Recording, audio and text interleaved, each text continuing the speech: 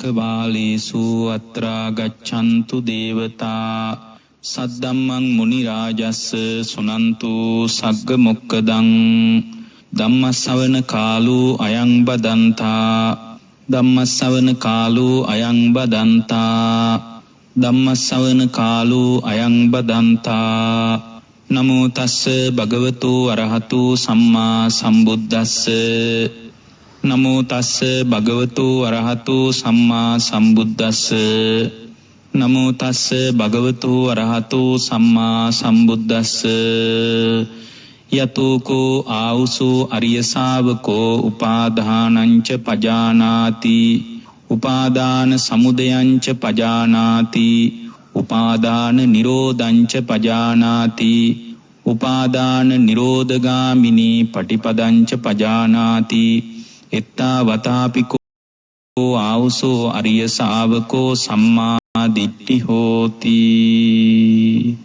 ඒ අපගේ ශාස්ත්‍ර වූ සම්මා සම්බුදුරජාණන් වහන්සේට අප හැම දිනාගේම নমස්කාරය වේවා. සුපින්වත්නි, ඔබ හැම දිනාම අදත් ඊ타ම ශ්‍රද්ධාවෙන් මේ මොහොතේ ධර්ම ශ්‍රවණය කරන්නටයි බණ අහන්නටයි බලාපොරොත්තු වෙන්නේ. පින්වත්නි, මේ ගෙවෙන කාලේ ඊ타ම අවිනිශ්චිත කාල පරාසයක්.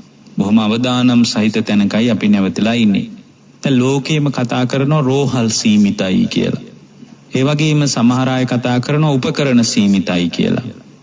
සමහර අය කියනවා කාර්ය මණ්ඩලයේ සීමිතයි කියලා. දැන් ඉන්දියාවෙම වෙන ඒවා දැක්කම අපිට තේරෙනවා. රෝහල් සීමිතයි, උපකරණ සීමිතයි, කාර්ය මණ්ඩලත් සීමිතයි. හැබැයි මේ ඔක්කොම අතර අපේ සිතීම නම් අසීමාන්තිකයි නේ. ඒතර මේ ප්‍රශ්න ඔක්කොම කොහොම තිබුණාවේ? සීමිත ගැටලු ටික කොහොම තිබුණාවේ? ඒවා හැමදාමත් සංසාරේ මුහුණ දෙන විදිහ එක විදිහට ඒවට අපිට මුහුණ දෙන්න වෙනවා. ඒතකොට මේ අත්දකින්න සීමා සහිත බව පිළිබඳ ලෝකේ කතා බහ කරමින් මේ ഘോഷාවක් ඇති වෙලා තියෙන වෙලාවක ඔබ එකක් මතක තියාගන්න. රෝහල් සීමිත වුණාට, කාර්ය මණ්ඩල සීමිත වුණාට, උපකරණ සීමිත වුණාට ඔබේ චින්තනය අසීමිතයිනේ. අනේ අසීමිත චින්තනයෙන් මේ ලෝකයේ ගැට ගැහිලා පවතින ස්වභාවය අවබෝධ කරගෙන ලෝකයෙන් නිදහස් වෙන්න බලන්න. නිදහස් වෙන ශ්‍රාවකෙක් වෙන්න. එවැනි ශ්‍රාවක භාවයකට තමයි බුද්ධ දේශනාව උදව් කරගන්නේ. ලෝකේ ජරා මරණ වලින් යට වෙනවා කියන එක අරුමයක් නැහැ. හැමදාමත් ලෝකේ ජරා මරණ වලින් යට වෙනවා. ඔවැනි ජරා මරණ බොහෝමයකට මුහුණ දෙමින් ආපු සංසාරයක් අපට තියෙන්නේ. ඒකේ මහා අරුමයක් පුදුමයක් නේ. බුදුරජාණන් වහන්සේ ළඟට ඇවිල්ලා එක්තරා වෙලාවක ওই බුදුරජාණන් වහන්සේ හොඳටම ලෙඩ වෙනවා. ලෙඩ වුණාම ආනන්ද හාමුදුරුව ඇවිල්ලා උන්වහන්සේට මතක් කරනවා, ස්වාමීනි භාග්‍යවතුන් වහන්සේ, ඔබ වහන්සේ මේ විදියට ඉන්නවා දැක්කහම මට හරිය වාව ගන්න අමාරුයි. උන්වහන්සේට මොකක් හරි දරුණු ආබාධයක් එදා ඇති වෙලා තියෙනවා. කියන්නේ බුදුරුන්ටත් එවැනි ආබාධ වලට මුහුණ දෙන්න වෙලා තියෙනවා. ඉතින් මේ ආබාධේ උන්වහන්සේට දරා ගන්න අමාරුවෙන් උන්වහන්සේ බොහොම අපහසුතාවයෙන් ඉන්නකොට ආනන්ද හාමුදුරුව ඇවිත් විමසනවා, ස්වාමීනි භාග්‍යවතුන් වහන්සේ, ඔබ වහන්සේ ওই විදියට ඉන්නවා දැක්කහම මට වාවන්නේ, මට කෙටියෙන්ම කිව්වොත් උතුර දකුණවත් පේන්නේ නැහැ කියලා තියෙනවා. උතුරට යන්න ඕන කියලා මට තේරෙන්නේ නැහැ කියනවා. උතුර කොහෙද කියලා මට හොයා ගන්න බෑ කියනවා. දැන් මේ සෝතාපන්න වෙච්ච ආනන්ද හාමුදුරුව කියන්නේ, ස්වාමීනි මට දිශාව පේන්නේ නැහැ කියනවා. ඔබ වහන්සේ වමිද්දී, ස්වාමීනි ඔබ වහන්සේ ওই විදියට ඉන්නකොට මං කරන්න ඕන මොනවද, නොකරන්න ඕන මොනවද, මගින් වෙන්න ඕන මොනවද, නොවෙන්න ඕන මොනවද, යන්න ඕන කොහෙටද, එන්න ඕන කොහෙටද, මොකක්වත් මට තේරෙන්නේ නැහැ කියනවා.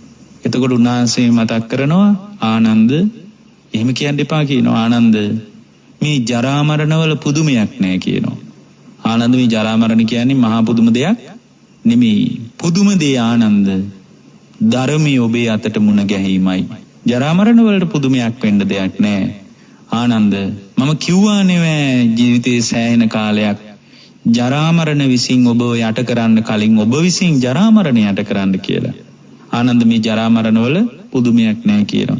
ආනන්ද බුදුරජාණන් වහන්සේ පවා දි รา ගියපු කරත්තයක් නැවත ප්‍රතිසංස්කරණය කර පවත්වනවා වගේ ආනන්ද අරහත් ඵල සමාපත්තියෙන් ආනන්ද නිරෝධ සමාපත්තියෙන් ආනන්ද මේ ශරීරය මම පවත්වන්නේ කියනවා.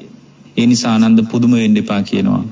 මේ ජරා මරණ වල විශ්මයක් නැහැ කියන නිසා අපේ ජීවිතයත් දරා ජරා මරණ කරා ක්‍රමානුකූලව ලං වෙනවා. මේ පවතින ස්වභාවික ක්‍රියාවලියත් එක්ක මේ කොවිඩ් වසංගතයත් එක්ක හොඳට ජරා මරණ දැන් දුක දැනිලා තියෙනවා. දැනිලා තියෙනවා නම් එහෙම පාඩුවේ නිදාගන්නේ නැතුව ජරා මරණ වලින් නිදහස් වීම පිණිස ප්‍රතිපදාවකට බැහැගන්න කියලායි අපි දේශනාව ආරම්භයේ කියන්නේ. පින්වත්නි, බුදුරජාණන් වහන්සේගේ පරයායක් තියෙනවනේ, අත්දකින්න දේ අත්දකපු තැනම අතහැරලා දාන්න, ඒවා ප්‍රපංච ලෝකයක් දක්වා නිර්මාණය කරන්න එපා කියලා. දැන් මේ පින්නතුන්ගේ මාතෘකාවෙත් ඒ බව තියෙනවා. දිත්තේ දිත්ත මත්තං භවිස්සති කියලා බොහොම ජනප්‍රිය ගාථාවක් තියෙනවා. ඇතර මේ ගාථාව වඩාත් ප්‍රකටව පැහැදිලි වුණේ බාහිය දාරුචීරිය මහරහතන් වහන්සේගේ සිදුවීමේදී. බාහිය දාරුචීරිය මහරහතන් වහන්සේ, උන්වහන්සේට බොහොම හොඳට පුණ්‍ය සංස්කාර සකස් වෙලා තිබුණ අවබෝධයේ පිණිස ඒ සකස් වෙලා තිබුණ උන්වහන්සේ සතපොම් ගානක් බුදු කෙනෙක් පහළ වෙලා කියන ආරංචියට දුවගෙන ආවා. ඒක මහා පුදුම දිවිල්ලක්, මහා අමුතු දිවිල්ලක් පින්වත්නි. ඒක සතපොම් ගානක් දුවගෙන දවසක් ආරාමයට ආවා. එක රැයක් බොහොම අමාරුවෙන් රාත්‍රියේ ගෙවලා රාත්‍රියේදී ඇවිදින්න බෑනේ. ඉතින් පහුවෙන්ද උදේම තියෙන දෙයක් කාලා මොනවා හරි කමන්නේ කාගෙන් හරි ඉල්ලගෙන හරි කාලා ඔන්න දුවනවා. මේ දුවගෙන ඇවිල්ලා එදා විහාරයට එනකොට බුදුරජාණන් වහන්සේ දා පිණ්ඩපාතේ වැඩම කරලා බුදුරජාණන් වහන්සේ වැඩ ඉන්න නිසා ආරාමයේ අතුගාමින් ඉඳලා තියෙනවා ස්වාමීන් වහන්සේ නමක්. උන්වහන්සේගෙන් අහනවා, ස්වාමීනි මේ බුදුරජාණන් වහන්සේ කොහෙද වැඩ ඉන්නේ කියලා. ඒතර උන්වහන්සේ මතක් කරනවා, මේ වෙලාවේ නම් බුදුරජාණන් වහන්සේ මුණ ගැහෙන්න බෑ. හේතුව මේ වෙලාවේ උන්වහන්සේ පිණ්ඩපාතේ වැඩම කරලා ඔයාට උන්වහන්සේ හම්බ වෙන්න ඕන නම් පොඩ්ඩක් ওই පැත්තකින් වාඩි වෙලා ඉන්නකෝ. උන්වහන්සේ තව ටිකකින් වාඩි. අනේ මට වාඩි වෙන්න බෑ ස්වාමීනි. මට උන්වහන්සේ වැඩි පැත්ත පෙන්වන්න. බලන්න මේ අප්‍රමාදේ. අපි නම් කමන්නේ. ඉතින් ඔය අපිගේ මහන්සි පිට හිමීට කොහේ හරි අයිනකට වෙලා හාන්සියක් දාන්නේ නැද්ද? දානවා. අපි හරි ප්‍රමාද జాතියක් නේ. ඒ සංසාරේම අපේ ප්‍රමාදේ නිසානේ මේ තවමත් ජරා මරණ ඉස්සරහා තැති ගැනීමෙන් හරි මාළුවෙක් ගොඩට දැම්මම ගැහි ඉන්නවා වගේ. දැන් මේ අත්දකින්න සිද්ධියෙන් එහෙම පේනව නේද? මිනිස්සු බය වෙලා තැතිගෙන ලොමුඩ හැගෙන ඉන්නේ. හේතුව මොකද්ද? අනේ මමත් ජරා මරණ වලට යට වෙයිවද්දෝ කියලා හිතාගෙන. ඒ වෙලාවේ බුදුරජාණන් වහන්සේ වැඩි දිශාවට දුවගෙන යනකොට පොඩි වීදියක් දිගේ බුදුරජාණන් වහන්සේ ඉස්සරහට වඩිනවා. මේ මිනිස්සයාට හරියට ඇඳුමක්වත් නැහැ. එහෙම උන්වහන්සේ ළඟට ගිහින් මෙම ස්වභාවංශ වෙන්නේ මේ බුදු කෙනෙක් කියලා කියන්නේ. උන්වහන්සේ නිරුත්තරව වැඩ හිටියා. ඒතර එයා දැනගත්තා මේ බුදු කෙනෙක් තමයි මේ කියලා. වැඳලා කියලා තියෙනවා, අනේ ඔබ වහන්සේ මට බණ ටිකක් කියන්න. ඒතර උන්වහන්සේ විමසලා තියෙනවා, මේ මොකක්ද ඔයාගේ නම කියලා. ඒතර එයා කියනවා මම බාහිය කියලා කෙනෙක්. බාහිය එනම් මේ වෙලාවේ බණ කියන්න බෑ. ඔයා පොඩ්ඩක් පැත්තකට ඉන්නකෝ, අපි පස්සේ බණ කියමු, මේ පින්ඩපාත යන වෙලාවනේ කියලා තියෙනවා. මේ මනුස්සයා පාරින් නැගිටලා නැහනේ කියලා තියෙනවා. අනේ මට බෑ නැගිටින්න. ඔබ වහන්සේ මට බණ කියන්න. ඔබ වහන්සේ මට බණ ටිකක් කියන්න, මට හරි අවශ්‍යයි ධර්මයේ. බාහිය මේ බණ කියන වෙලාව නෙමෙයි, මේ පින්ඩපාතේ වඩින වෙලාව. බාහිය පොඩ්ඩක් පැත්තකටලා ඉන්න. අපි පස්සේ බණ කතා කරමු. අනේ මට බෑ ස්වාමීනි. මගේ ජීවිතේට කරදරයක් වේද කියලා මන් දන්නේ නෑනේ. මගේ ජීවිතේට කරදරයක් වෙන්න බැරි කමක් නෑනේ ස්වාමීනි. ඒ නිසා මට බෑ කිව්වා.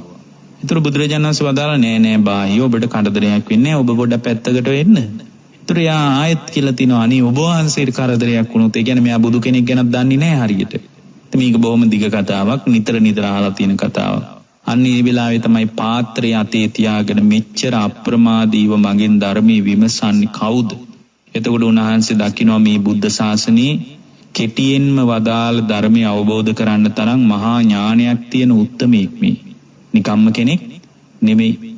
ඒ නිසා පාත්‍රය අතේ තියාගෙන බණ කියන ඉරියව්වකින් නෙමෙයි දා කියලා තියෙන්නේ. පාත්‍රය අතේ තියාගෙන මේ ඔබතුමිය ඇතුළු පින්නතුන් යෝජනා කරපු මේ ගාථාව වදාළ දිත්තේ දිත්ත මත්තම් භවිස්සති. බාහිය දැක්කොත් දැක්කා විතරයි. ඒ දැකපු දේ නිසා ප්‍රපංච ලෝකයක් හදන්න එපා. ඇහුවොත් ඇහුවා විතරයි. ඇහුව දේ නිසා සුතේ සුතමත්තම් භවිස්සති. ඇහුවොත් ඇහුවා විතරයි. අහපු දේවල් නිසා Taman ප්‍රපංච ලෝකයක් හදාගන්න එපා. ඒ වගේම දැනුණොත් දැනුණා විතරයි. දැනුණු දේවල් නිසා ප්‍රපංච හදන්න එපා. හිතුනොත් හිතුනා විතරයි. මුතේ මුත මත්තම් භවිෂ්‍යති. හිතුනොත් හිතුනා විතරයි. ඒ හිතුණු දෙයට වඩා වැඩියෙන් මොකක්වත් ගන්න එපා ඇතුළට කියලා කිව්වා. මොකද ඇතුළට ගත්තට පස්සේ තමයි මේ අර්බුදේ උඩුදුවන්නේ. ඒක ගැන තමයි අද මේ දේශනාවේදී අපි වඩාත් පළල්ව ඇත්තට මම මේ දේශනාවෙන් උත්සාහ කරනවා අපේ මේ ඔත්සේම සම්මාදිට්ඨිය සම්බන්ධව දේශනාත් කීපයක් අපි කරලා තියෙනවා. සම්මාදිට්ඨිය හදාගන්න විදිය මේ උපාදානයට සම්බන්ධව මේ ගාථාවත් ගලපමින් අපි යම් විග්‍රහයක් කරන්න හිතනවා. ඊටාම සාවධානව අහන්න. මේ බඳු එක දේශනාවක් ඔබට පිළිසරණ වෙයි. මේ බඳු එකම දේශනාවකින් ඔබට යහපතක් කරගන්න පුළුවන්. පින්වත්නි, බුදුරජාණන් වහන්සේ වදාලා, දැන් මේක අපි පස්සේ ගලපගමු. බුදුරජාණන් වහන්සේ වදාලා යතෝකෝ ආවුසෝ අරිය ශාවකෝ උපාදානංච පජානාති. මේ උපාදානී දැනගන්නවා. පින්වත්නි, මේ දැක්කහම දැකපු දේ තමයි උපාදානී වෙන්නේ. දැන් මේ දිත්තේ දිත්තමත්තම් භවිෂ්‍යති කියන්නේ දැක්කහම දැක්කදී උපාදාන කරගන්නේ නැහැ කියන එකයි. සුතේ සුතමත්තම් භවිෂ්‍යති කියන්නේ ඇහුවාම අහපු දේ උපාදානී කරගන්නේ නැහැ. අහපු තැනම අතහැරලා දානවා. ඒතර දැක්කහම ඇහුවාම දැනුණහම හිතුණහම අත්දකින්න ලෝකේ උපාදානීය කරගන්න නැතුව අත්දකපු තැනම අතහැරලා දානවා. නමුත් දැන් අපිට වෙන්නේ අපි මේව උපාදානීය කරගන්න මොනවද? දිත්තේ දිත්තමත්තම්. දැක්කහම දැක්ක දේ තමයි උපාදානීය කරගන්නේ. ඇහුවාම අහපු දේ තමයි අපිට උපාදානීය වෙන්නේ. දැනුණාම, ඒ කියන්නේ කයට පහස දැනෙනවා, නාහයට ගඳ සුවඳ දැනෙනවා, දිවට රහ දැනෙනවා. ඒව තමයි අපිට උපාදානීය වෙන්නේ. හිතුණාම සිතට හිතෙනවා, හිතුණාම හිතුණ දේ තමයි උපාදානීය වෙන්නේ. දැන් මේ ගාථාව එක පැත්තකින් කියනවා එහෙමනම් බාහිය අහපු දේවල්, දැක්ක දේවල්, දැනුණු දේවල්, හිතුණු දේවල් උපාදානීය කරගන්න එපා කියන එක තමයි මේ වෙන විදිහකින් කියලා තියෙන්නේ. දැන් මේක සම්මාදිට්ඨිය පැත්තට, නිවන කරාම යන ශ්‍රාවකයෙක් බැහැ ගන්න සම්මාදිට්ඨිය පැත්තෙන් කතා කරොත් යතෝකෝ ආවුසෝ අරිය ශාවකෝ උපාදානංච පජානාති. එතකොට මේ දැක්ක දේ, අහපු දේ, දැනුණු දේ, හිතුණු දේ උපාදානීය වෙනවා නම් එතකොට ඒ උපාදානීය මොකද්ද කියලා දැනගන්න ඕන නේද? උපාදානංච පජානාති. උපාදානීය දැනගන්න ඕන. දැනගත්තාම උපාදාන සමුදයංච පජානාති. එතකොට උපාදානීය විතරක් දැනගෙන මදි. උපාදාන ඇති වෙන්න හේතුවක් දැනගන්න ඕනේ. ඇයි හේතු සකස් වුණොත් නේ උපාදානයක් වෙන්නේ? උපාදාන සමුදයංච පජානාති. උපාදාන නිරෝධංච පජානාති. ඇතිවීම දැනගෙන වැඩක් නැහැ. උපාදාන නිරුද්ධ වෙන තැන, උපාදාන නැති වෙලා යන තැනක් දැනගන්න ඕනේ. උපාදාන නිරෝධංච පජානාති. උපාදාන නිරෝධගාමිනී පටිපදංච පජානාති. උපාදානේ නිරුද්ධ කරන ප්‍රතිපදාවක් දැනගන්න ඕන. එත්තාවතාපිකෝ ආවුසෝ අරිය ශාවකෝ සම්මාදිට්ඨි හෝති. පමණකින් මහණෙනි දැක්ම පිරිසුදු වුණා කියලා කියනවා. එහෙමනම් මේකේ එක විදියකින් මේ ගාථාවස්සේ කියන්නේ, මේ ගාථාවම මේ සම්මාදිට්ඨිය හදා ගන්න තැනට ගැලපුවොත් දැකපු දේ, අහපු දේ, දැනුණු දේ, හිතුණු දේ උපාදානය කරගන්න එපා කියනවා. එහෙම නිකං කතාවට ඕක කිව්වට මෙලෝ දෙයක් තේරෙන්නේ නැහනේ. අපි දැනගන්න ඕන එක දෙයක් තියෙනවා. මොකද්ද පින්වත්නි අපි දැනගන්න ඕන? දැනගන්න ඕන උපාදානයේ නම් ප්‍රශ්නය. උපාදානයේ වීම තුල නම් දැක්ක තැන නවත්තන්න බැරි, ආපු තැන නවත්තන්න බැරි, දැනුණු තැන නවත්තන්න බැරි, හිතුණු තැන නවත්තන්න බැරි උපාදානයේ නිසා නම් උපාදානෙ මොකද්ද කියලා අපි දැනගන්න ඕනනේ. චත්තාරිමානි ආවුසෝ උපාදානානි. පින්වත් මහණෙනි, උපාදානයේ ආකාර 4යි. ඔන්න හොඳට අහගන්න. චත්තාරිමානි ආවුසෝ උපාදානානි. උපාදානී පින්වත්නි ආකාර 4ක් තියෙනවා. මොනවද උපාදාන 4 පින්වත්නි? කාමෝපාදාන, ditthi උපාදාන, ආත්තමාද උපාදාන, සීලබ්බත උපාදාන කියලා. කාමෝපාදානං, ditthi උපාදානං, සීලබ්බත උපාදානං, අත්තවාද උපාදානං. මෙන්න මේ ටිකට කියනවා උපාදානය කියලා.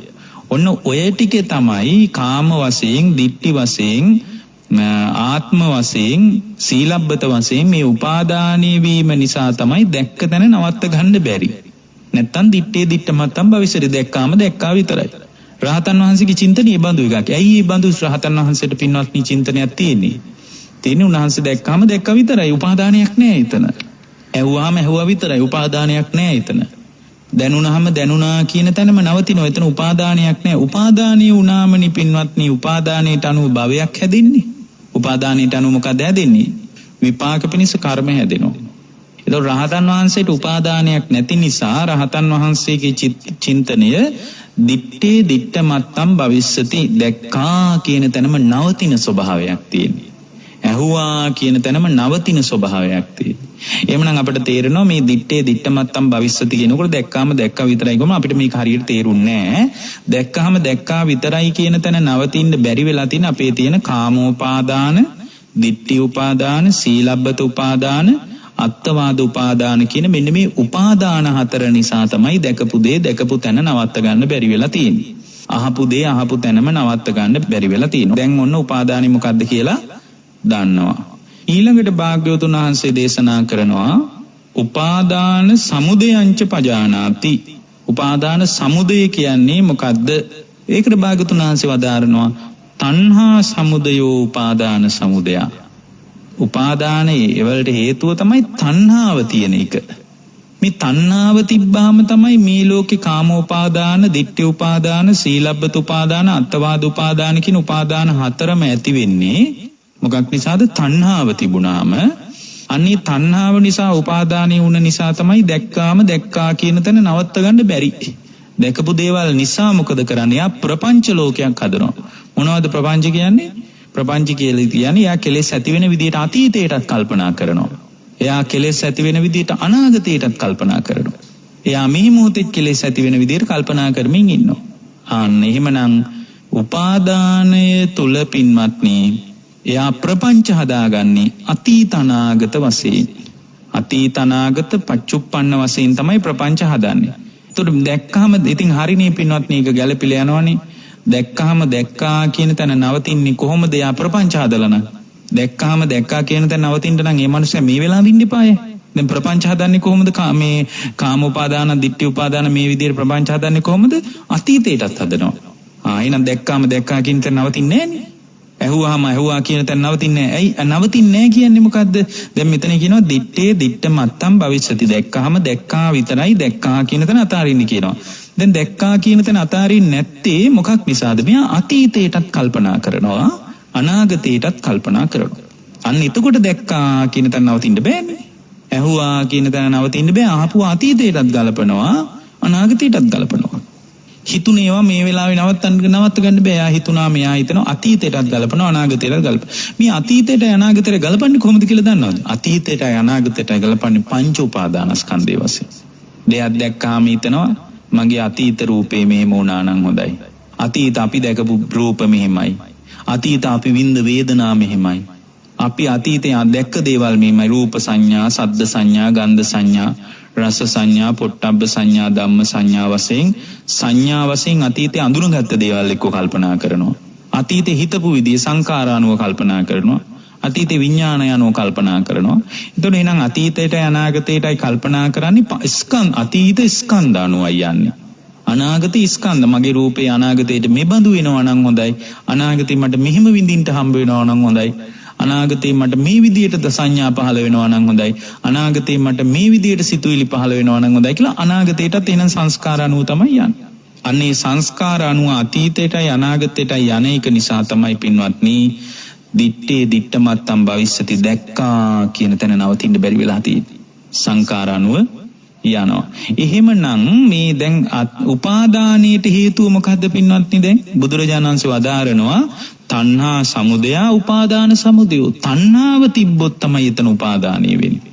දැන් මෙතන දැක්ක දේ දිත්තේ දිත්ත මත්තම් භවිස්සති දැක්කා කියන තැන නවතින්න බෑ. දැක්ක දේ දැන් තණ්හාවෙන් තෙත් වෙලා තියෙන්නේ.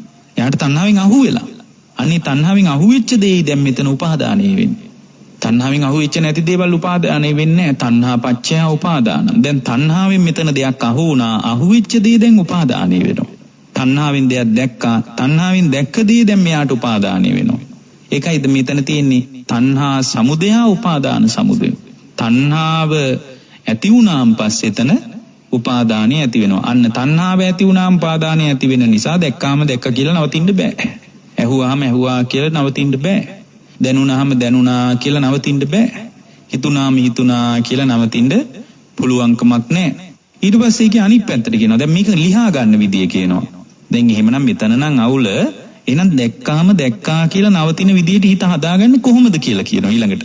දැන් දැක්කාම දැක්කා, ඇහුවාම ඇහුණා, දැනුණාම දැනුණා, හිතුණාම හිතුණා කියලා නවතින්න බැරි හේතුව දැන් පැහැදිලිනේ. මොකද්ද? අහපු දේ, දැකපු දේ, දැනුණු දේ, හිතුණු දේ තණ්හාවෙන් අල්ලනවා. ඒතර තණ්හාවෙන් අල්ලපු දේ නිසා උපාදානෙ වෙනවා. ඒතර තණ්හාවෙන් අල්ලපු දේ උපාදානෙ වෙනවා නම් ඒක තමයි ගැට ගැහිම. දැක්කාම දැක්ක කියලා නවතින්න බෑ. දැන් ඊළඟට කියනවා දැක්කාම දැක්කා කියලා නවතින විදිය ගැන කියනවා. ඊට පස්සේ භාග්‍යවතුන් වහන්සේ මතක් කරනවා තණ්හා නිරෝධා උපාදාන නිරෝධෝ. පින්වත් මහණෙනි තණ්හාව නිරුද්ධ වෙනකොට උපාදානෙ නිරුද්ධයි කියනවා. අන්න එතකොට දැක්කා කියන තැන නවතින්න පුළුවන්. ඇයි? තණ්හාවෙන් අල්ල ගැනීමක් නැහැනේ. පින්වත් ඔබේ ජීවිතේට මේක ගලපලා බලන්න. ඔබට මේ දැක්කා කියන තැන අහපු දේවල් ඇහුවා කියන තැන නැවතින්න බැරි. අහපුවා ඔබගේ ජීවිතේ තණ්හාවෙන් ගලපගෙන තියෙනවා. දැකපු දේවල් තණ්හාවෙන් දැන් තණ්හාවෙන් ගැලපිච්ච නැති දේවල් දැක්කා කියන තැන අතහැරිලා යන්නේ නැද්ද? හොඳට කල්පනා කරලා බලන්න. ඔබගේ ජීවිතේ තණ්හාවෙන් බැඳිච්ච නැති යමක් තියෙනවනම් ඒක දැක්කා කියන තැනම අතහැරින්නේ නැද්ද? අතහැරෙනවා. තණ්හාවෙන් තිබුණොත් තමයි දැක්කා කියන තැන අතහරින්න බැරි. එතකොට දැන් බුදුරජාණන් වහන්සේ මතක් කරනවා තණ්හා නිරෝධා උපාදාන නිරෝධෝ. පින්වත් මහණෙනි තණ්හාව නිරුද්ධ වුණොත්, තණ්හාවේ නිරෝධයටපත් වුණොත් එතන මහණෙනි උපාදානේ නිරුද්ධ වෙලා යනවා කියනවා. දැන් ඔන්න තව ප්‍රශ්නයක් තියෙනවා. එහෙනම් තණ්හාව නිරුද්ධ වෙනකොට උපාදානේ නිරුද්ධයි නම් දැක්කා කියන තැන නවතින්න පුළුවන්. මොකද දැක්කේ වගේ තණ්හාවක් මිශ්‍ර වෙලා නැහැනේ. අහපු වගේ තණ්හාව මිශ්‍ර නැහැනේ. දැනුණු දේවල් තණ්හාව මිශ්‍ර නැහැනේ. හිතුණු දේවල් තණ්හාව මිශ්‍ර නැති නිසා දැන් දැක්කා කියන තැන නවතින්න පුළුවන්. දැන් ඔන්න එක පොටක් අහු වුණා මේක ලියා ගන්න. මොකද්ද? තණ්හාව නැති වුණොත් එතන උපාදානේ නැහැ. එහෙම නිකන් හිතුවට පින්වත්නි එහෙම නැති වෙනවද? නැති වෙන්නේ නැහැ. හිතුවට එහෙම වෙන්නේ නැහැ. මොකක්ද එයා කරන්න ඕන? ඒකට ප්‍රතිපදාවක් තියෙනවා. ඒකට අදාළ වැඩපිළිවෙලක් තියෙනවා. බුදුරජාණන් වහන්සේ ඊළඟට මතක් කරනවා, උන්වහන්සේ මතක් කරනවා අයමේ වාරියෝ අට්ටංගිකෝ මග්ගෝ උපාදාන නිරෝධගාමිනී පටිපදං. උපාදානී නිරුද්ධ කරන ප්‍රතිපදාව මොකද්ද? අයමේ වාරියෝ අට්ටංගිකෝ මග්ගෝ. ආර්ය අෂ්ටාංගික මාර්ගයේ වැඩිමෙන් තමයි උපාදානී නිරුද්ධ වෙන්නේ. උපාදානී නිරුද්ධ වුණාම ඒ උපාදානයේ නිරුද්ධ වීම නිසා භවය නිරුද්ධ වෙනවා. භවය නිරුද්ධ වුණාම භවය නිසා ඇති වෙන ජාතිය නිරුද්ධ වෙනවා. ජාතිය නිරුද්ධ වුණාම ජාතිය නිරුද්ධ වෙච්ච තැනක ජාතිය නිසා ඇති වෙන ජරා මරණ නිරුද්ධ වෙනවා. එහෙමනම් මෙතන උපාදානයේ නැති නිසා යා දැක්කා කියන තැනම නවතිනවා. මොන දෙයක් දැක්කා කියන තැන නවතිනවා. දැන් ඔන්න අපි තව ගැඹුරටයි දැන් යන්නේ. මේ දේශනාව ආය ඇහෙනකොට ඔබට හොඳට තේරෙයි මේක. පින්වත්නි රත් වෙච්ච දෙයක් අල්ලන්න අපි රෙදි කෑල්ලක් ගන්නවා නේද? හරියට රත් වෙච්ච දෙයක් අල්ලන්න රෙදි කෑල්ලක් පාවිච්චි කරනවා වගේ පින්වත්නි මේ පංචස්කන්ධය අල්ලන්නේ කාමෝපාදාන, ditthi උපාදාන, සීලබ්බත උපාදාන, අත්තවාද උපාදාන වශයෙන් තමයි මේ පංචස්කන්ධය අල්ලන්න පාවිච්චි කරන රෙදි කෑල්ලක් වගේ. රත් වෙච්ච පංචස්කන්ධය අල්ලන්න පාවිච්චි කරන රෙදි කෑල්ල වගේ තමයි මේක. මේ ක්‍රමයට අපි හොඳට බලනකොට තේරෙනවා මේ සම්පූර්ණයෙන්ම මේ උපාදානයේ නිසා අපිට මේ අත්දකින්න ලෝකයේ හැම වෙලාවකම දැක්කා කියන තැන, ඇහුවා කියන තැන, දැනුණා කියන තැන අතහැර ගන්න බැරි වෙලා තියෙනවා. ඒතර මේ උපාදානයේ ස්වභාවය දැන් මෙන්න මේ උදාහරණයෙන් ගලප ගන්න. හිතන්න දැන් මුහුදේ ගමනක් යනවා කියලා. දැන් ඔන්න මේ ගමන මුහුදේ යන්නේ. දැන් මුහුදේ ගමනක් යනකොට මොකක් හරි හේතුවක් නිසා නැව සිදුරු වෙලා නැව ගිලෙන්න පටන් ගන්නවා. දැන් නැව ගිලෙනවා. නැව දැන් ගිලීගෙන යනකොට දැන් නැව ගිලෙනකොට දැන් විකල්පයක් නැහැ. දැන් නැව ගිලෙනවා. නැව ගිලුනාම මිනිසුන්ටත් කරගන්න දෙයක් නැහැ. දැන් මේ මහා මුහුද මැද. දැන් මේ මහා මුහුද මැද නැව ගිලුණාට පස්සේ දැන් මිනිසුන්ට දැන් කිසි පිළිසරණක් නැහැ. දැන් මිනිසු පාවෙනවා. පාවෙනකොට කොටයක් හරි දැන් නැවේ තිබුණු කොටයක් හරි ලී කෑල්ලක් හරි එහෙමත් නැත්නම් මොනවා හරි රබර් කෑල්ලක් හරි පාවෙලා එනකොට දැන් මෙයාට ඒක නෙමෙයි දැල්ල ගන්න මෙයා. දැන් මෙයාට වෙන විකල්පයක් නැහැ. අර පාවෙලා එන කොටේ හරි ලී හරි රබර් කෑල්ල හරි පාවෙලා ළඟට ආවම ඒක දැඩිව අල්ල ගන්නවා. ඒ දැඩිව අල්ලගෙන ඉන්න එක නිසා මෙයා මුහුදු පතුලට වැටෙන්නේ නැහැ. මොකක් නිසාද වැටෙන්නේ නැති? මේක දැඩිව අල්ලගෙන ඉන්න නිසා. එයා මුහුදු පතුලට වැටෙන්නේ නැහැ. අන්න ඒ වගේ පින්වත්නි මේ උපාදානයේ නිසා උපාදානයේ වුණොත් එයාට තුන් භවයේම සකස් වෙනවා. කාම භවය හෝ රූප භවය හෝ අරූප භවය සකස් වෙනවා. දැන් මෙයා අල්ලගත්තා රබර් කෑල්ලක් හරි ලී කෑල්ලක් හරි එමත් නැත්නම් ලෑලි කෑල්ලක් හරි මොකක් හරි පාවෙල එනකොට මේක අල්ලගත්තා. එතකොට දැන් මේක අල්ල ගැනීම නිසා දැන් එයා මුහුදු පතුලට වැටෙන්නේ නැහැ. වැටෙන්නේ නැහැ කියන්නේ දැන් ඒකත් හරියට පින්නත් මේ තුන් භවයට අහු වෙලා යනවා උපාදානයේ නිසා. තුන් භවෙින්ම දැන් නිදහස් නැහැ. තුන් භවයට අහු වුණ නිසා එයා නිවන කරා වැටෙන්නේ නැහැ. එතකොට දැන් පින්නත් මෙතන තේරුම් ගන්න අවශ්‍ය දෙයක් තියෙනවා. දැන් මෙතන ආසාව තියෙන්නේ කොටේටද? දැන් මෙයා කොටේ අල්ලගත්තා. දැන් කොටේටද මෙයාගේ ආසාව තියෙන්නේ? කොටේට නෙමෙයි ආසාව තියෙන්නේ. දැන් මෙයා පාවෙලා එනකොට ඒ පාවෙලා ආපු ලී කෑල්ල අල්ලගත්තා. දැන් ලී කෑල්ලට ආසාවෙන්ද අල්ලගත්තේ. ලී කෑල්ලට ආසාවෙන් නෙමෙයි අල්ලගත්තේ. එතකොට පාවෙලා එන රබර් කෑල්ලක් තියෙනවනම් රබර් කෑල්ලට ඒකට නෙමෙයි ආසාව ඇතුනේ. Tamanගේ ජීවිතේ පවත්වන්නයි ආසාව ඇතුනේ. අන්න ඒ වගේ පින්වත්නි මේ පුද්ගලයා තුළ ඇතිවෙන සම්පූර්ණයෙන්ම උපාදානීය ස්වභාවයත් වස්තුව කෙරෙහි ඇතිවෙච්ච කැමැත්තක් නෙමෙයි ගැඹුරින් බලනකොට තේරෙන්නේ. අන්තිමට මොක ගැඹුරින්ම තේරුම් ගන්නකොට තේරෙනවා ඉස්සරහට අපි කතා කරමු අන්තිමටම මේ එළියේ තියෙන දෙයකටත් නෙමෙයි මේ උපාදානිය ඇති වෙලා තියෙන්නේ මගේම පංචස්කන්ධයෙන්මයි මට උපාදානිය වෙලා තියෙන්නේ කියලා හොඳට ගැඹුරින් තේරුම් ගන්න ඕනේ මේක. අන්තිමටම බලද්දි. එතකොට මේ අන්නේ අල්ලගෙන ඉන්න එක නිසා යා හරියට මුහුදට වැටෙන්නේ නැහැ වගේ මේ තදින් අල්ල ගැනීම නිසා මේ උපාදානිය නිසා පින්වත්නි මේ අල්ලා ගැනීම නිසා එයා නැවත නිවන කරා පැමිණෙන්නේ නැහැ නිවනට වැටෙන්නේ නැහැ. නිවනට වැටෙන්නේ නැහැ කියලා කියන්නේ ඒ වැටෙන්නේ නැහැ කියලා එයා හිතාගෙන මේ අල්ලාගෙන ඉන්න එක නිසා තමයි පිළිසරණ තියෙන්නේ කියලා. අල්ලාගෙන ඉන්න එක නිසා පිළිසරණ තියෙනවා කියලා. දැන් ඔකට මම ලස්සන කතාවක් කියන්නද? මාළු ටිකක් ඉඳලා තියෙනවා ගලක් අල්ලගෙන. මාළු රංචුවක්. ඒ මාළු රංචුවම ගල තදින් අල්ලගෙන තමයි ඉඳලා තියෙන්නේ. මේ ගල තදින් අල්ලගෙන හිටපු මේ මාළුන්ට මේ මාළු කල්පනා කරනවා මාළුන්ගේ රංචුවම මේ ගල වටේට තමයි ඉඳලා තියෙන්නේ. තදින් ඒ ගලේ සෙවල තිබිලා තිනවා. ඒ ගල් සෙවල අල්ලගෙන මේ මාළු රංචුව ඉන්නවා.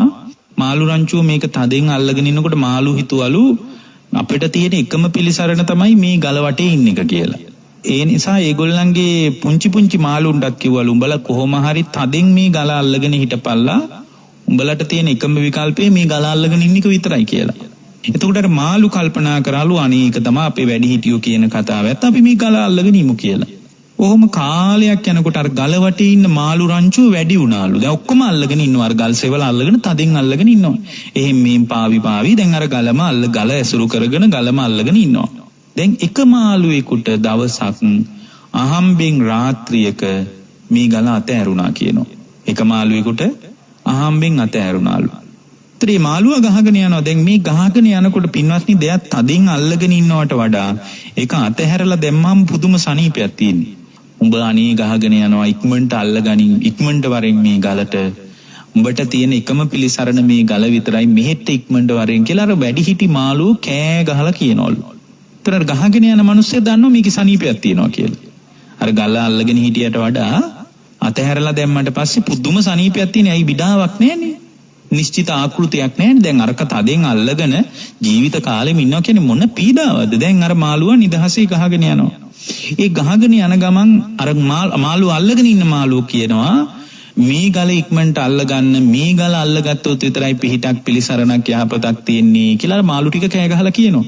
එතකොට අර ගහගෙන යන මාළුවා කියනවා මමත් ඊරෑ වෙනකන් ඔහොම තමයි හිතාන හිටියේ. ඊරෑ වෙනකන් මාත් ඔය කතාවම තමයි විශ්වාස කළේ. හැබැයි මම ඊරෑ අහම්බෙන් මට මේ ගල ඇතහැරුණාම මන් දැනගත්තා ඒක බොරුවක් කියලා. අතහැරුණාම පුදුම සනීපයක් තියෙන්නේ කියනවා. බොරු නම් ඔය ගල අතහැරලා බලන්න කියනවා. බොරු නම් ඔය ගල අතහැරලා බලන්න කියනවා. හැබැයි ගොඩක් දෙනෙක් ඒ ගල අතහැරියේ නැහැ කියනවා. ඒ ගල හේම අල්ලගෙන හිටියා කියනවා. මොකද පින්වත්නි මේ උපාදානයේ තුල මේක අතහරින්න උපාදානයේ නිසා භවය හැදිලා භවය නිසා ජාතිය හැදිලා ජාතිය නිසා ජරා මරණ හැදෙනකොට මිනිසු කැමති නැහැ මේ උපාදානය අතහරින්න. උපාදානයේ අතහැරලා බලනකොට තමයි තේරෙන්නේ මේ බඳු සනීපයක් අහෝ සුඛයක් මේසා සැපයක් කොහෙන්ද කියලා එතකොට තමයි තේරෙන්නේ. දැන් සාමාන්‍ය ලෝකයා හිතාගෙන ඉන්නේ කාමයන් උපාදානය කර ගැනීම තුල තමයි සැපයක් සනීපයක් තියෙන්නේ කියලා සාමාන්‍ය ලෝකයාට හිතෙන්නේ. ඇයි? සාමාන්‍ය ලෝකයා දන්නේ පංචකාම සම්පatti විතරයි. ඇහෙන් රූප බලලා සනීපයක් හොයන එක විතරයි සාමාන්‍ය මිනිස්සු දන්නේ. ඒතර ඒ නිසා ඒක අතාරින්න කැමති වේද? කැමති නෑ. කනෙන් සද්දාහලා හොඳ සින්දු අහා හිටපු මිනිස්සු ඒගොල්ලෝ හිතන්නේ මේ සින්දු අහන කීමයි සනීපෙ තියෙන්නේ කියලා. ඒක අතහැරලා දැමීම තුල සනීපයක් තියෙනවා කියලා එයි විශ්වාස කරන්න කැමති නෑ. එතකොට මේ පංචකාමයන් උපාදානීය වෙන්නේ. එතකොට ඒ පංචකාමයන් උපාදානීය වෙනකොට කාමෝපාදානවල තියෙන්න පුළුවන් පින්වත්නි තව ඒකෙම කාමයන් වල තියෙනවා මේ වස්තුකාම සහ ක්ලේශකාම කියලා දෙකක්. ඒතර වස්තුවට කාමයක් ඇති වෙනවා කෙලෙස් වලටත් කාමයක් ඇති වෙනවා ඇත්තටම. වස්තුව කෙරෙහි කාමය ඇති වෙනවා සමහර අයට ක්ලේශකාමයේ තියෙනවා. එතකොට මේ දෙකම තියෙනවා. දැන් ක්ලේශකාමයයි වස්තුකාමයයි දෙකම තියෙනකොට මේ දෙකම අතහැරලා දැම්ම තැනක තමයි පින්වත්නි කාමයන්ගෙන් නිදහස් වුණා කියලා කියන්නේ. ඇත්තටම කාමයන්ගෙන් නිදහස් වීම පවතින්නේ පින්වත්නි මේක අපි පොදුවේ ගත්තට පස්සේ දැන් මේ කාමෝපාදාන, ditthi උපාදාන, සීලබ්බත උපාදාන, අත්තවාද උපාදාන කියන උපාදාන හතරෙන් සෝතාපන්න වෙච්ච ශ්‍රාවකයාට මේ උපාදාන හතරෙන් තුනයි දුර වෙලා යන්නේ. සකදාගාමි වෙච්ච ශ්‍රාවකයා තුලත් පින්වත්නි උපාදාන ඔක්කොම නිදහස් වෙන්නේ නැහැ. කෙනෙක් හිතන්න පුළුවන් නීම දැන් උපාදානයි සම්පූර්ණ අත්තරින්නේ කොහොමද මේ ගිහි ගෙදර ඉඳලා කියලා. අනාගාමි වෙච්ච කෙනාටත් කාම උපාදාන තියෙනවා පින්වත්නි. මොකද කාමයන්ගෙන් සම්පූර්ණයෙන්ම නිදහස් වෙන්න ඇත්තට මේ උපාදානයක් විදිහට කාමෝපාදානයන්ගෙන් සම්පූර්ණ නිදහස් වෙච්ච තැන අරහත් වේදි හම්බ වෙන්නේ. එහෙමනම් සෝතාපන්න වෙච්ච කෙනත් උපාදාන හතරෙන්ම නිදහස් නැහැ. සකදාගාමි වෙච්ච කෙනත් උපාදාන හතරෙන්ම නිදහස් නැහැ. උපාදානින් සම්පූර්ණයෙන්ම නිදහස් වෙන්නේ කොතනදීද? අරහත් වේදි. අන්න එතනදී තමයි දැක්කම දැක්ක විතරයි ඉච්චරයි. කිසිදු උපාදානයක් නැහැ. ඇහුවාම ඇහුවා විතරයි. අල්ප මාත්‍රයකවත් උපාදානයක් නැහැ. දැනුනොත් දැනුණා විතරයි. අල්ප මාත්‍රයකවත් උපාදානයක් නැහැ. හිතුනොත් හිතුණා විතරයි. දස්සමයකවත් උපාදානයක් නැහැ. එහෙනම් අනාගාමී වෙච්ච කෙනාටත් උපාදානයේ යම් ස්වභාවයක් තියෙනවද නැද්ද? තියෙනවා. එහෙමනම් මේ උපාදානයේ සම්පූර්ණයෙන්ම නිදහස් වීම තියෙන අරහත් වේදී. එහෙමනම් අපිට කිසිම වෙලාවක බය වෙන්න දෙයක් නැහැ. ගේ ජීවිතේ සියලු උපාදානයන්ගෙන් නිදහස් වීම නැහැ. නමුත් මේක වැරදිවට අල්ලගත්ත සමහර ගිහි ශ්‍රාවකයෝ වස්තුකාමයේ අතහරින්න උත්සාහ කරනවා. ඇත්තටම වස්තුකාමයේ සම්පූර්ණයෙන් අතහැරලා දාන්න ඕනේ නැහැ. පින්වත්නි වස්තුකාමයේ අතහැරියට වැඩක් නැහැ නේ. හිතේ ක්ලේශකාම තියෙනවා නම් ගෙදර ඉඩ කඩන් රත්තරන් බඩු ටික බිරිඳ ස්වාමියා දරුවෝ අත්හැරියට වැඩක් නැහැ. වස්තුකාමයේ අත්හැරලා වැඩක් නැහැ. ක්ලේශකාම තියෙනවා නම් හිතේ. එතකොට වස්තුකාමයයි කෙලෙස්කාමයයි දෙකම අත්හැරලා දැමීමක් ගැන තමයි භාග්‍යවතුන් වහන්සේ අපට වදාරන්නේ. දැන් උදාහරණයක් විදිහට අපි හොඳට කල්පනා කරලා බලමු පින්වත්නි. උපාදානයි කියලා කියන්නේ ඇයි ඒකට? උපාදානයි කියලා කියන්නේ අල්ලාගෙන ඉන්නවා කියන අදහස. මොකද්ද උපාදානයි කියන්නේ? අල්ලගෙන ඉන්නවා කියන අදහසින්. එතකොට උපාදානය කියන්නේම දුකක් පින්වත්නි. දුක්ඛ සත්‍යයට පర్యాయ වචනයක් තමයි උපාදානය කියන්නේ. මේ දුක්ඛ සත්‍යෙම තමයි වෙන විදිහකට මේ පැහැදිලි වෙන්නේ. එතකොට උපාදානය කියන්නේ දුක්ඛ සත්‍යයට. එතකොට උපාදානය කියන එක අස්සේ හැම බුද්ධ ශ්‍රාවකෙක්ම දුක්ඛ සත්‍ය දකින්න ඕන. දැන් කාමෝපාදාන කියන්නේ කාමයන් උපාදානය වෙනවා. ditthi උපාදාන කියලා කියන්නේ විවිධාකාරී දෘෂ්ටීන් උපාදානය වෙන ස්වභාවයක් තියෙනවා. එක එක දෘෂ්ටීන් උපාදානය වෙනවා. මෙතන ditthිය කියලා කියන්නේ මේ දසවස්තුක මිත්‍යා දෘෂ්ටියට. දසවස්තුක මිත්‍යා දෘෂ්ටිය තියෙන්නේ. එයා මෙලෝ පිළිගන්නේ නැති දින්නම් දුන් දේ පිළිගන්නේ. ඔන්න ditthi උපාදාන. සිල් රැකීමේ ගුණ, දන් දීමේ ගුණ පිළිගන්නේ නැහැ.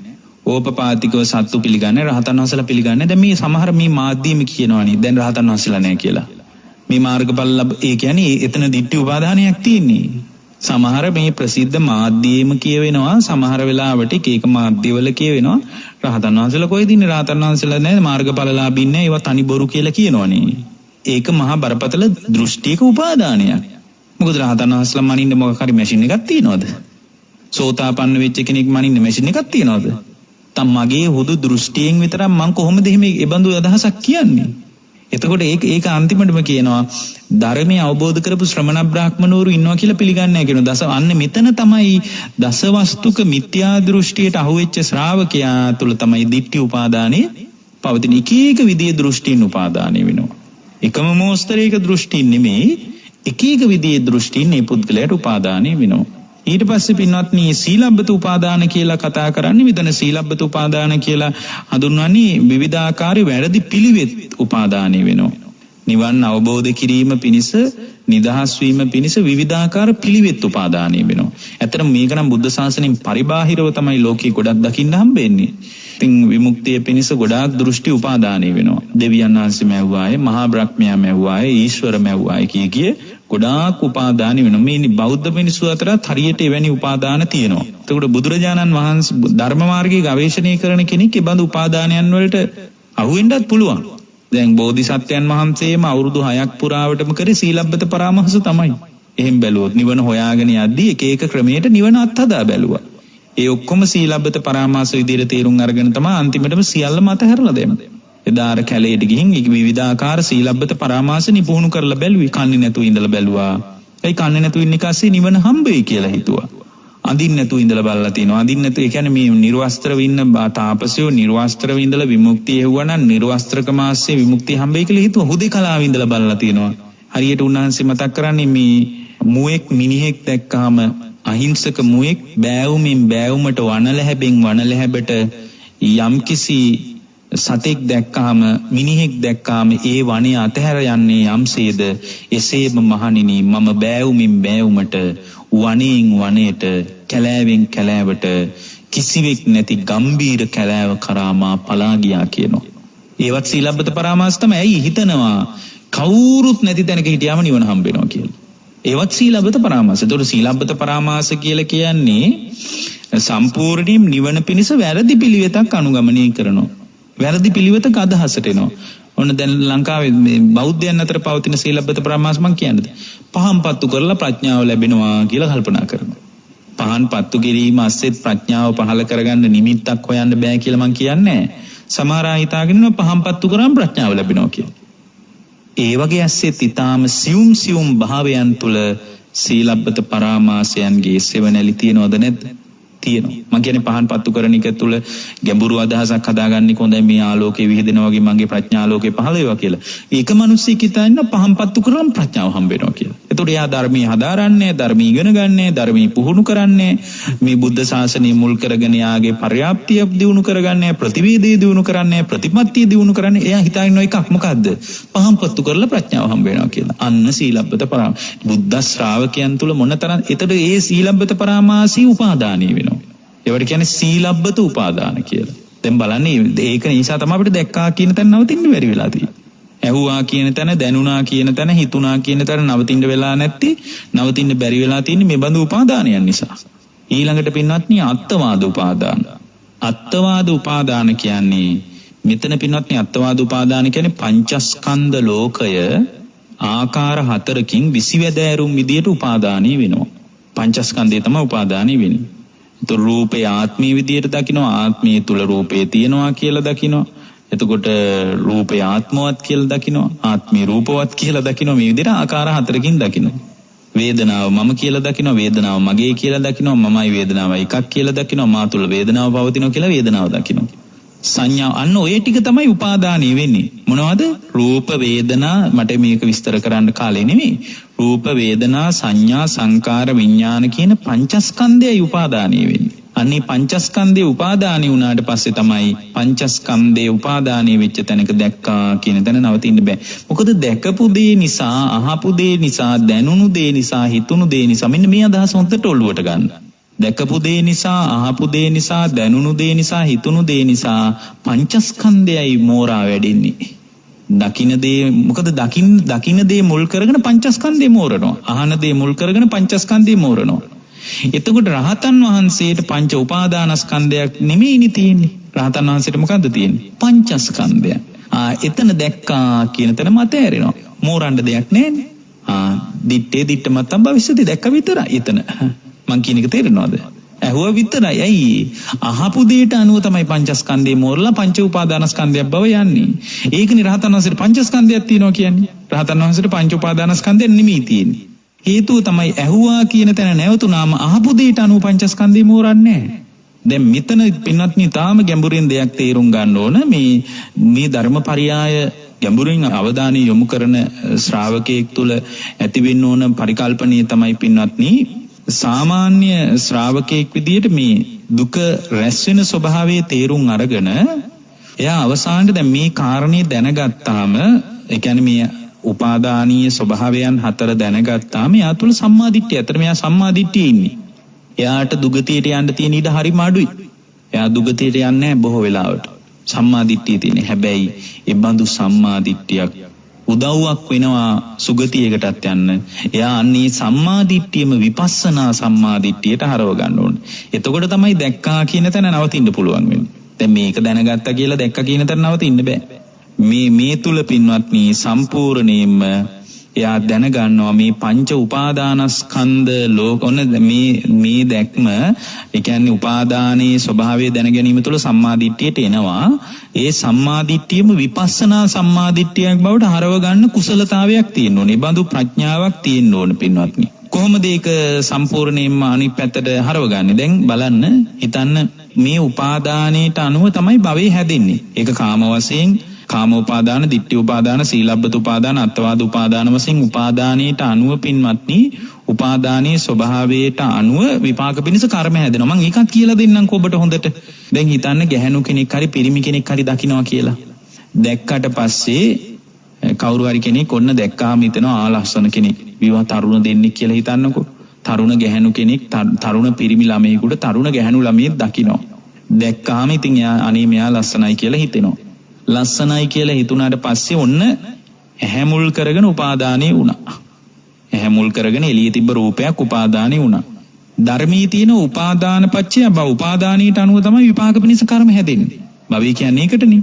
ඊට පස්සේ පින්වත්නි දැක්ක දෙයට අනුව යාට කයින් යායේ දැකීම මුල් කරගෙන වැඩ කරනවා. ඊට පස්සේ දැකීම මුල් කරගෙන වචනෙන් යා කතා කරනවා. දැකීම මුල් කරගෙන සිතින් විවිධාකාර දේවල් හිතනවා. කර්ම රැස් වෙන්නේ කොහෙන්ද? සිත කය වචනේ. අන්න බලන්න කාම උපාදාන පච්චයා බව උපාදානයට අනුව විපාක පිණිස කර්ම හැදෙනවා. ඕක තමයි හැම තැනම වෙන්නේ. උපාදානයේ පිණිස අර දැකපු දේ නිසා ඇතුළට අරගෙන සිත කය වචනේ මුල් කරගෙන කර්ම සංවර්ධනය කරන්නේ නැත්නම් දැක්කා විතරමයි.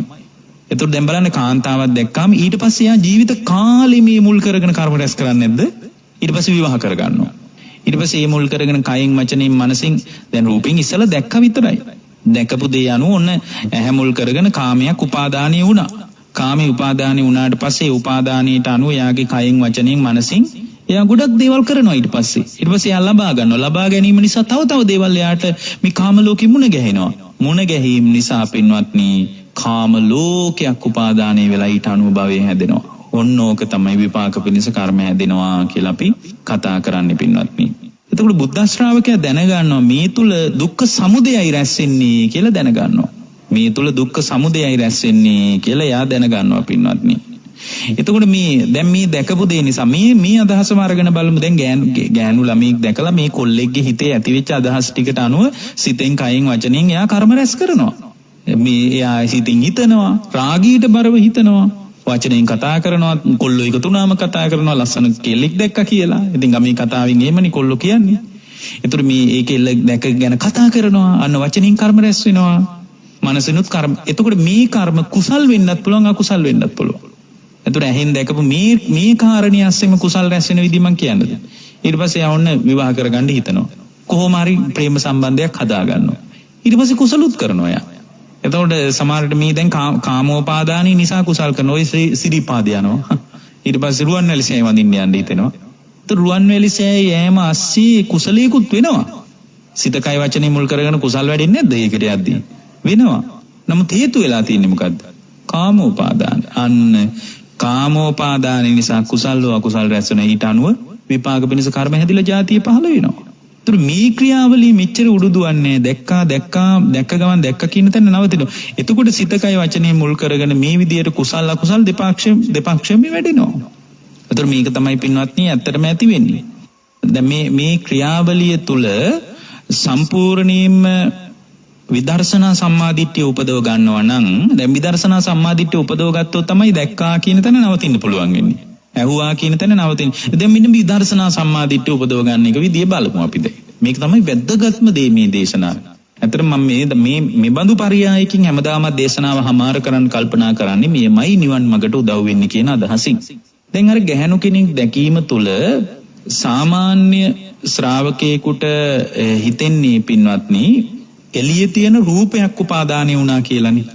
කොල්ලෙකුට කෙල්ලෙක් දැක්කහම හිතෙන්නේ මේ කෙල්ල කෙරෙහි තමයි මගේ හිත බැඳිලා ගිහින් මේ උපාදානය වුණේ. මේ ගෑනු ළමයා කෙරෙහි තමයි මට උපාදානයක් ඇති වුණේ කියලා හිතෙන්නේ. ඇත්තට මේක එහෙම නෙමෙයි. එළියේ ඉන්න කෙනෙක් නෙමෙයි උපාදානය වෙලා තියෙන්නේ. පින්වත්නි එළියේ ඉන්න කෙනෙක් නිසා දැන් අර මේ සිද්ධියම අපි අල්ලගෙන කතා කරමුකෝ. දැන් මේ ගෑනු ළමයා එළියේ ඉන්නකොට මේ පිරිමි ළමයා මේ කෙල් දැක්කා. තරුණව යොවුන් වී ඉන්න තරුණයෙක් සහ තරුණියක් දැක්කහම ඉතින් ඔන්න කාම උපාදානෙ වුණා. දැන් මෙයාට හිතෙන්නේ එළියේ තියෙන දෙයක්ම උපාදානෙ වුණා කියලා නේද? බැලූ බැලමට එළියේ තියෙන දෙයක් නෙමෙයි උපාදානෙ උනේ. එළියේ තියෙන දෙයක්. දැන් උන විදර්ශනා සම්මාදිට්ඨිය උපදව ගන්නයි යන්නේ. දැන් මේ එතකොට තමයි දැක්කා කියන තැන නවතින්න පුළුවන්. එළියේ තියෙන දෙයක්මයි හිතෙන්නේ. ඒ වුණාට ඒක එහෙම නෙමෙයි. පින්වත්නි එළියේ තියෙන දෙයක් දකින්නකොට මං කියව නේද ඇස නිසා පංචස්කන්ධය මෝරන්නේ කියලා. මං කියව නේද ඉස්සල්ලා ඇස කන නාසය දිවකය මනස නිසා පංචස්කන්ධයයි වැඩෙන්නේ කියලා. දැන් බලන්න ඇහෙන් දකින්නකොට Taman තුලයි නේද චක්කු විඥානෙ පහළ වුනේ. අර ඇහෙන් කාන්තා අර ගැහණු ළමයා දකින්නකොට තමා තුල චක්කු විඥානයක් නේද පහළ වුනේ. අවිඥානස්කන්ධයක් පහළ වුණා. ඒ ගැහණු ළමයා දැකීම තුල ඒ ගැහණු ළමයාගේ ලස්සන වශයෙන් අඳුනා ගැනීමක් Taman අඳුනා ගැනීමක් තුල සංඥාස්කන්ධයක් පහළ වුණා නේද? ඒ සංඥාස්කන්ධේ පහළ වුණේ ගැහණු ළමයා තුලද මන් තුලද? මේ පැත්තේ පහළ වුණේ.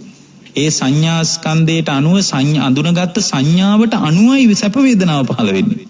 එළියේ තියෙන එයා තුල නෙමෙයි සැප වේදනාව හෝ දුක් වේදනාව තියෙන්නේ. එයාව මං අඳුනගත්ත විදිහ අනුවයි මා තුල සැප වේදනාවක් හෝ දුක් වේදනාවක් හටගන්නේ. මොකද එයාව අඳුනගද්දී යම් කෙනෙකුට සැප වේදනාවක් ඇති වෙන්නත් පුළුවන්. යම් කෙනෙකුට දුක් වේදනාවක්. දැන් එයාව අලුතෙන් අඳුනගත්ත කෙනාට යම් කිසි සැප වේදනාවක් අඳුන ගන්න පුළුවන්. ඒ ගෑනු ළමයාම දැකලා එයාගේ පරණ සම්බන්ධයක් තිබ්බනම් ඒ පරණ සම්බන්ධය දන්න කෙනාට ආපෝ මෙයා නේද මේ ඉන්නේ කියලා දුක් වේදනාවක් අඳුනා ගැනීම තුළ දුක් වේදනාවක් හටගන්න බැරිද? එහෙම නම් තේරෙනවද හඳුනගත්ත විදිය අනුවයි සැප වේදනාව හෝ දුක් වේදනාව හටගන්නේ. හඳුනගත්ත විදිය අනුව පින්වත්නි සැප වේදනාවක් හටගත්තොත් ඒ තුල වේදනා ස්කන්ධයක් පහළ වුණේ අර එළියේ හිටියේ ගෑනු ළමයා තුලද මා තුලද? මා තුලයි පහළ වුණේ. එතකොට මේ හඳුනාගත්ත තරුණයා තුලයි මේ වේදනා ස්කන්ධය පහළ වුණේ. එතකොට හඳුනාගත්ත දේට අනුව නේද පින්වත්නි වේදනාව හටගන්නේ. ඒකනේ එයාට කලින් සම්බන්ධයක් නම් ඒ සම්බන්ධයේ තිබුණු කෙනා අතහැරිලා ගියා නම් එවැනි තරුණයෙකුට ඒකාන්තාව දකිද්දී සැප වේදනාවක් හටගනීද? පටිගයක් හටගන්නේ. ඒ කියන්නේ දුක් වේදනාව. එයා හඳුනාගත්ත විදිය අනුව නේද පින්වත්නි එහෙමනම් වේදනා ස්කන්ධයක් පහළ වුණේ. වේදනා ස්කන්ධයක් පහළ ඊට අනුව නේද සිතුවිලි ජනිත වෙන්නේ හිතේ.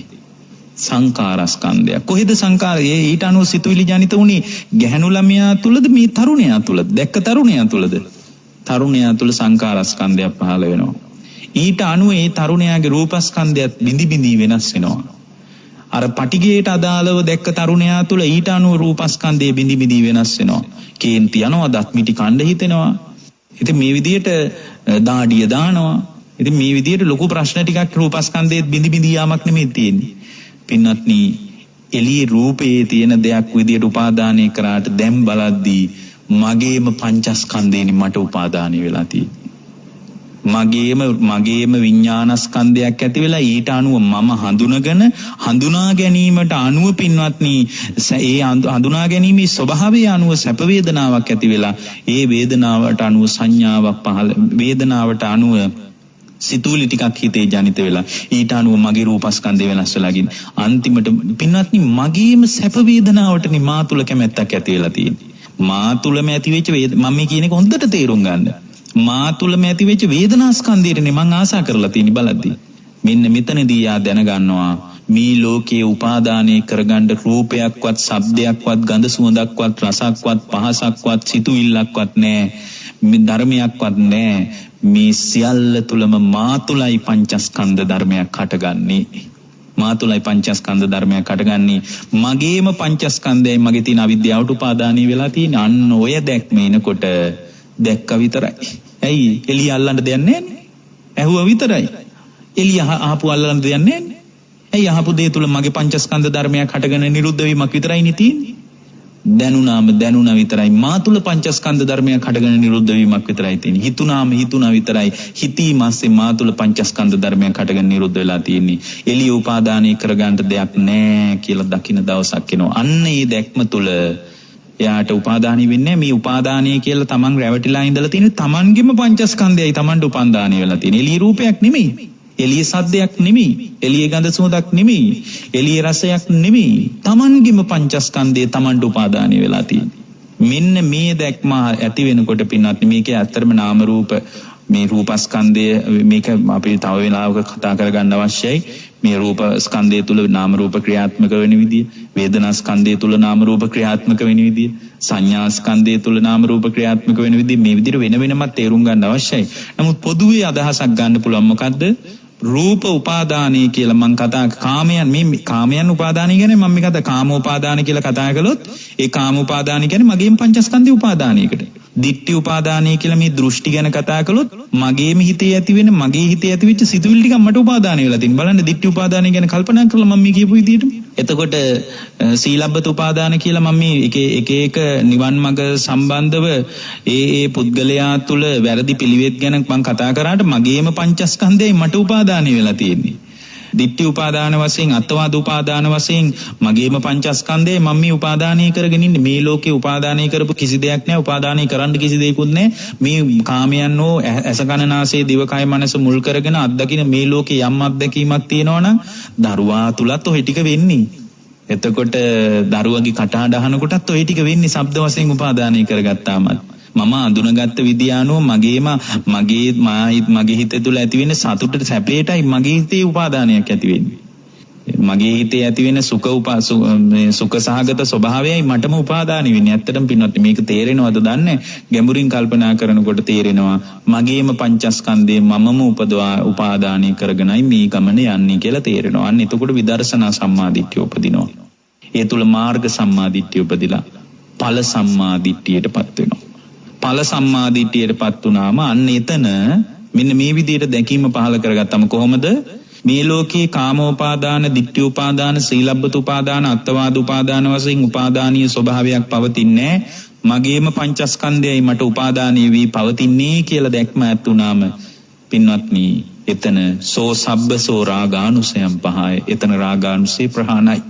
සෝ සබ්බසෝ පටිඝානුසයම් පටි විනෝදෙත්වා. පටිඝානුසයක් නෑ එළියේ තියෙන දේවල් නිසා. දන්නවා පටිඝයක් ඇති වෙනකොටත් මා තුල පංචස්කන්ධයක් තමයි හටගෙන නිරුද්ධ වෙන්නේ. අස්මීති දිට්ඨි මානානුසයන් මම මගේ කියන හැඟීම මෙතන ප්‍රහාණය වෙලා යනවා. මගේ දරුවා, මගේ ගෙදර, මගේ ඉඩම, මගේ කුඹුර, මගේ දේවල් කියන උපාදානී වීම එතන මේ අස්මීත් මානානුසයන් සම්පූර්ණයෙන්ම දිට්ඨි මානානුසයන් සමෝහිතවා දිට්ඨි මානානුසය දුර අවිජ්ජම් පහය. අවිද්‍යාව ප්‍රහාණයි. මොකක්ද අවිද්‍යාව ප්‍රහාණය වුනේ? මෙච්චර කල් හිතාගෙන හිටියා එළිය රූප උපාදානී වෙනවා කියලා, සද්ද උපාදානී වෙනවා කියලා. දැන් දැනගත්තා මොකද්ද? නෑනේ මගේම පංචස්කන්ධයයි මට උපාදානී වෙන්නේ කියලා. එතන මොකද්ද උනේ? අවිජ්ජම් පහය. අවිද්‍යාව ප්‍රහාණය වුණා. විජ්ජං උපාදෙත්වා. විද්‍යාවයි දැන් පහළ වෙලා තියෙන්නේ. මොකද්ද විද්‍යාව? හුදු පංචස්කන්ධ ධර්ම ටිකක් මා තුල ඇති වෙලා නැති වෙලා යනවා. ආයතන හය ආරා කාමෝපාදානයන් තුල කාමයන් උපාදානී වෙනවා නොව මගේම පංචස්කන්ධය මට උපාදානී වෙනවා. අන්න විද්‍යාව පහළ වුණා. රහතන් වහන්සේ එහෙම හිතන්නේ. විජ්ජං උපාදෙත්වා. දිට්ඨ ධම්මේ දුක්ඛසන්තරෝ හෝති. දිට්ඨ ධම්ම වේදනියම දැන් දුක අතුරුදහන්. එත්තාවතාපිකෝ ආවසෝ අරිය ශාවකෝ සම්මාදිට්ඨි හෝති. එපමණකින් ආයස්මතුනි සම්මාදිට්ඨිකයි කියනවා. දැන් එයා සෑහෙන දෙයක් කරගෙන එයාට දැන් අර ඔබතුමන්ලා මේ යෝජනා කරපු දිත්තේ දිත්තමත්තම් භවිෂ්‍යති දැක්කාම දැක්කා විතරයි. ඇයි? දැක්ක දේ තුලත් මා තුල පංචස්කන්ධ ධර්මයක් හටගෙන නිරුද්ධ වෙනවා විනා දැකපු දෙයක් අල්ලන්න නැහැ. ඇහුවොත් ඇහුවා විතරයි. අහපු දේ තුලත් මා තුල පංචස්කන්ධයක් හටගෙන නිරුද්ධ වෙනවා විනා අල්ලන්න දෙයක් නැහැ. දැනුනොත් දැනුණා විතරයි. දැනුණු දේ තුලත් මා තුල පංචස්කන්ධ ධර්මයක් හටගෙන නිරුද්ධ වෙනවා විනා අල්ලන්න දෙයක් නැහැ. මුතේ මුතමත්තම් භවිෂ්‍යති. හිතුනොත් හිතුණා විතරයි. අල්ලා විඥානේ විඥානමත්තම් භවිෂ්‍යති. ඒ තුලත් අල්ලන්න දෙයක් නැහැ. මා තුල පංචස්කන්ධ ධර්මයක් හටගෙන නිරුද්ධ වෙනවා කියලා දකිනකොට ඇහුවා, දැක්කා, දැනුණා, හිතුණා කියන තැනම අතහැරිලා යනවා. ඔබ හැම දිනාටම ජීවිත අවබෝධයේ ධර්ම අවබෝධයේ පිණිස දේශනා උපකාර වේවා. මේ ගෞතම බුදු සසුනේ ජීවිත අවබෝධයේ පිණිසම මේ උතුම් ධර්ම දානමේ පින මෙලෝ වශයෙන් උපකාර වේවා, හේතු වේවා, දිට්ඨ ධම්ම වේදනීය වශයෙන්ම උපකාර පිණිස වේවා කියන අදිෂ්ඨානෙන් දේශනාව නිමා කරනවා. ඔබ හැම දිනාටම තෙරුවන් සරණයි.